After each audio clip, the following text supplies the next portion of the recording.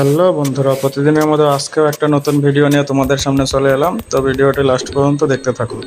তো প্রথমে ভীম দিয়ে দেব, ভীমগুলো ঢালাই দিয়ে ফিনিশিং দিয়ে আবার কাঠ দিয়ে ঢালাই দিয়ে দেব। ঢালাইটা শুকানোর পরে ঢালাইগুলো খুলে নেব, কাঠগুলো খুলে নেব, খুলে নিয়ে সুন্দর করে মাটিটা ফিনিশিং দিয়ে দেব, দিয়ে ছাদ দেওয়ার জন্য স্ট্রাকচার রেডি করে নিলাম।